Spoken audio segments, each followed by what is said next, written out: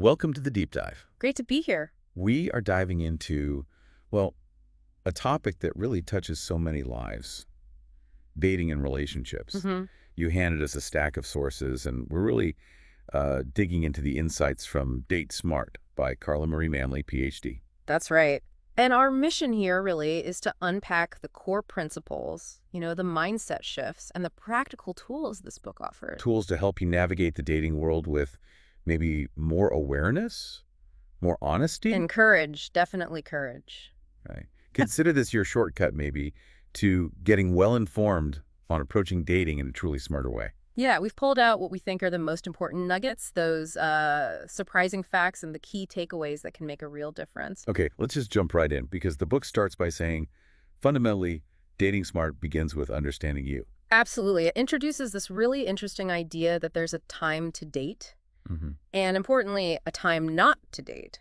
And the point isn't that you're somehow broken if you're not dating.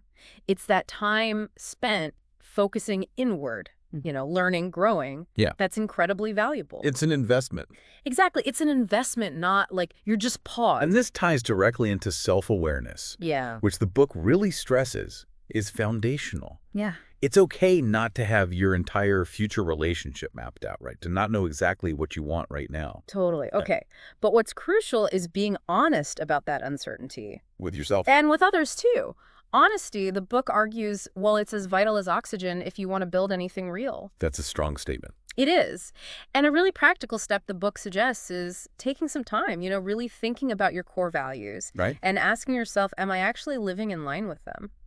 Which can be uncomfortable. Oh, definitely uncomfortable sometimes. Because there might be a gap, right, between the values we say we have and how we actually behave. But facing that with honesty, that's a key piece of this self-work. Okay, here's where I thought it got really interesting. The book makes this powerful case for emotional intelligence, EQ, Yeah. being absolutely essential for intimate relationships, maybe even more so than, say, your IQ, your intellectual intelligence. Yes, that connection between EQ and relationship success is fascinating because EQ, it's all about understanding yourself and others on that feeling level. Right. The book breaks it down into 5 key areas. There's knowing yourself emotionally, Okay. managing those emotions, self-control, understanding other people's feelings, empathy, Social skill. navigating social interactions effectively, social skills, and having that personal drive for self-improvement, for growth. So how do you even, start assessing that in yourself? Well, the book includes prompts, these questions that really make you think about your own emotional landscape. Like what kind of questions? Things like, can you identify your core emotions? Do you know why they're there? What's the difference between just a fleeting feeling and a deeper emotion? How do you tend to communicate when you're stressed? Do you use iMessages effectively? Can you actually listen reflectively, not just wait to talk? Exactly. And what's the difference between healthy conflict and, well, unhealthy fighting? Right. Why is managing yourself so crucial for a relationship? What are maybe some destructive behaviors you might fall into? And ultimately, how does boosting your EQ specifically help your closest relationships? Pondering those questions, it really highlights that this isn't just, academic theory. No, it's practical. It's about how you function day to day in connection with others. And on that journey, the book offers this beautiful perspective. Would you? That your scars, your past wounds, they can actually be your greatest treasures. Explain that. The very things you might be tempted to hide, those painful experiences, they can actually be powerful reminders of your healing, your resilience. Of how much you've grown. Exactly, how much you've grown. So, okay, wrapping up this first part, what does this all mean for you, the listener? Well, it basically lays the absolute groundwork. Right. It says, before you even think about finding a partner, look inward. First step. Be honest with yourself. Clarify what you stand for. Build that emotional muscle, your EQ. And embrace your whole self. Yeah. Past and present. Yes. This internal foundation, it's just non-negotiable for dating smartly. All right, so shifting gears a bit, we've done the internal work. Now, how do you actually interact with others out there in the dating world? Right. This is where the book really emphasizes paying close attention to those inner warning signals, red flags. Red flags. Everyone talks about it. And for good reason. They are crucial messengers telling you when something is off, The book is really firm on this. Do not ignore red flags hoping you can change someone. Just because you want a relationship. Exactly. Just because you want to be loved or be in a relationship. Yeah, I think we've all probably done that at some point. Seen something concerning and just rationalized it away. We do. But red flags are there to tell you if someone is actually capable of truly loving you, honoring you, accepting you. That's the key distinction. It is. And the book points out people who genuinely value you, whether as a friend or a potential partner, they'll take your concerns seriously. Okay. If you express something and their reaction is dismissive. Like, oh, you're just too sensitive. Exactly like that. That dismissal itself, that's a major red flag. Which leads directly into the next critical concept, healthy boundaries. Absolutely critical. These are those mental, emotional, physical limits you set. To protect yourself. To protect yourself from harm, from manipulation. The book shares stories like cameos. What happened with Cameo? Well, she found that actually setting boundaries acted like a kind of sorting mechanism. Oh, interesting. Yeah, it quickly showed her who her true friends were versus those who only stuck around when she was, conforming to what they wanted. Wow. So boundaries reveal a lot. They really do. Non-negotiable. And neither is healthy communication. Right. The book calls that the bedrock. The absolute bedrock. Yeah. Consistent, open, honest, respectful communication. And it makes a really important distinction here. Which is? Intimate communication is a special skill. Okay. Different from work talk. Totally different from how you talk to colleagues or, casual acquaintances. It often needs to be learned and practiced. Especially if maybe the communication patterns you grew up with. Exactly. Or saw modeled in movies or TV. If those were unhealthy, you have to actively learn healthier ways. And the book gives examples of unhealthy patterns. It does. Some stark ones. There's Olivia, who illustrates conflict avoidance. How so? She was just so afraid of rejection that she'd stay quiet, wouldn't rock the boat, even when things felt really wrong with her boyfriend. Just to avoid conflict. And then there's Brent, the example of aggressive, sort of overbearing communication. The my way or the highway type. Kind of. He'd dismiss any feedback and just rationalize his anger by saying, this is just who I am, deal with it. Yikes. Not healthy. Not at all. And the hard stop here is clear. Avoiding those crucial conversations or misusing your emotions, like using anger destructively. It just leads to isolation. Straight to isolation. It prevents any genuine connection from forming. Because, really, at the end of the day, the book brings it back to basic human needs, doesn't it? It does. We all need to feel loved, safe, respected, and seen. Fundamentally. And healthy interactions. Built on that foundation of honest communication and mutual respect. That's how those basic needs get met in a relationship. Okay, so connecting this back to you, the listener. It means recognizing those internal red flags, those gut feelings. Trusting them. Trusting them. Understanding the power of setting and maintaining healthy boundaries. And actively working on your communication. Mastering clear, respectful, intimate communication. These are your essential tools for building genuinely safe and caring connections when you're out there dating. Okay, moving further along the path then. Yep. Let's say connections are starting to form. The book talks about navigating the actual dynamics within a relationship. And the realities of the modern dating landscape, too. Right. So a key principle here seems to be flexibility and compromise. Yes, healthy relationships need both. The book highlights that flexibility allows for growth. Makes sense. Learning to adjust and compromise in healthy ways is vital. And fascinatingly, it points out that being too rigid actually has downsides. Like what?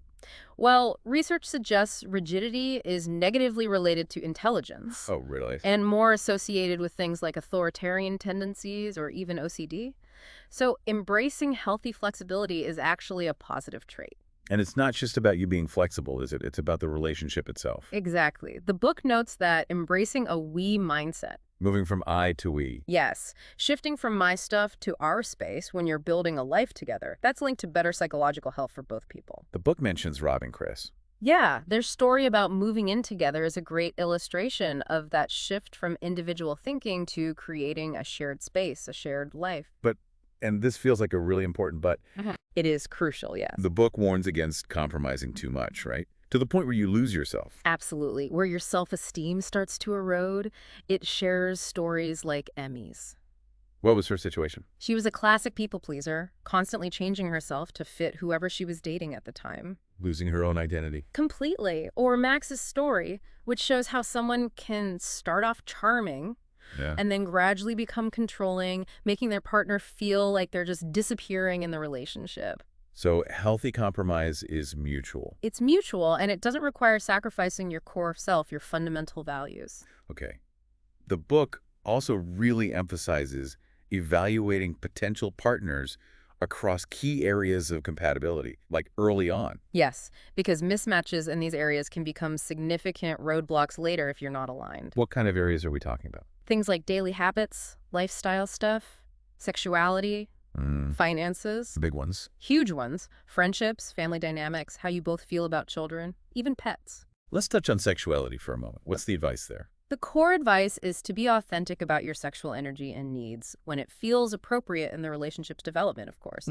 And the book cites research showing that perceived sexual compatibility is a strong predictor of overall relationship satisfaction. Okay.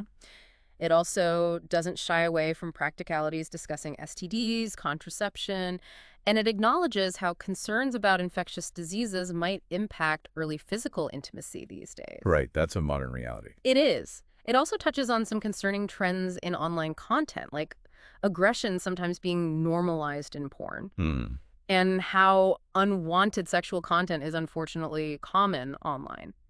There's also a point about casual sex potentially being linked to psychological distress. But specifically if it's not something someone genuinely wants. Exactly. If it's done for non-autonomous reasons like pressure or trying to fit in, the bottom line is respecting your own comfort zone, always. Okay, finances. That came up too. Surprisingly influential. You might think so, but yeah, the data included is interesting. Money factors into attraction for a significant chunk of people. What were the numbers again? Over 22% of men and over 36% of women said it influenced attraction. So, observing someone's financial habits, their mindset around money, it's important. It reflects values, future planning. And then the whole ecosystem around a person. Friends, family, pets. Right. The book highlights the real emotional stress breakups can cause, especially on children who've bonded with a partner. That's often overlooked. It is. And it gives a bit of a heads up, like a mindset shift, not to get caught dissecting someone just because you don't like their mom's cat or their best friend's laugh. That's not helpful. Good point. And the pet stats were kind of fun. They were. Dogs generally seen as a plus in dating profiles. Cats, more divisive. And tarantulas. Yeah, about 60% of people apparently find them a hard no. Good to know, maybe. Okay, so navigating the actual landscape, especially online dating, what does the book say there? Well, first, it points out that relationships started online can be just as successful as those starting in person. That's reassuring for many people. And finding common interests online isn't necessarily that hard, but there's a critical mindset shift included. Which is? Date with compassion, even when you're behind a screen. You remember there's a real person there. Exactly. Your actions online affect real people. They aren't just disposable profiles. Laura's story in the book highlights how vital safety precautions are on online dates. And Macy's story reminds us to trust our gut instinct when evaluating someone online, just like you would in person. So practically, what's a smart step online? Establish clear guidelines for yourself, what you're comfortable with, what you're looking for, and stand up for them. Be clear. And the hard stop, what not to do. Don't play games. Don't lie about your feelings or intentions, whether it's in your profile, texts, chat. Just be direct and respectful. Okay, so bringing this section together, navigating relationships means being willing to be flexible, finding healthy compromises. And honestly, assessing compatibility across these different life areas. Especially as you engage with modern tools like online dating, where compassion and authenticity, they're still absolutely key. Absolutely. All right, here's where the book delves into what it calls the demons of dating. Yeah, those toxic patterns and games that unfortunately show up. The book is very clear here, isn't it? Manipulative, passive-aggressive, controlling games. Major red flags, huge ones, often signaling emotional immaturity. And it names specific behaviors. Yes, it names and describes several specific toxic behaviors that can cause real pain. Fleabagging, for instance. Fleabagging, what's that? It's when someone uses people basically as temporary gap fillers, just to avoid being alone, bouncing between unhealthy connections without real investment. Ouch, okay. And ghosting. Ghosting, which sadly many people have experienced, just vanishing, disappearing without any explanation, leaving the other person completely reeling. The book mentions Sky. Yeah, the story of Sky, who was ghosted right after sharing something really vulnerable, illustrates the deep hurt this causes. Awful. Okay, what else? Paper clipping. Paper clipping, it's like keeping someone in a mental maybe later file. Like an option. Exactly. Reaching out occasionally, maybe a random text, just to make sure they're still available as a possibility, but with zero real intention of pursuing anything serious. Similar to breadcrumbing? Very similar. Breadcrumbing is leading someone on with the absolute minimum effort, dropping just enough hints or attention to keep them interested, keep them hooked. But never actually committing. Never committing. And then there's benching. Like in sports. Literally. Keeping someone waiting on the sidelines like a backup player while you explore other options or figure things out. Wow. And phubbing. That's a newer one. Yeah, phubbing or partner phubbing. Phubbing specifically ignoring the person right in front of you. For your phone. In favor of your phone. The book shares the story of Nora and Austin, where this habit was tangled up with a really destructive on-again, off-again relationship cycle. Okay, which brings us to ex-relationships. That's another big factor the source addresses. A really significant one. It cites data suggesting that taking a conscious time out after a breakup. Stepping back. Yeah, stepping back, focusing on yourself. It's really beneficial for healing.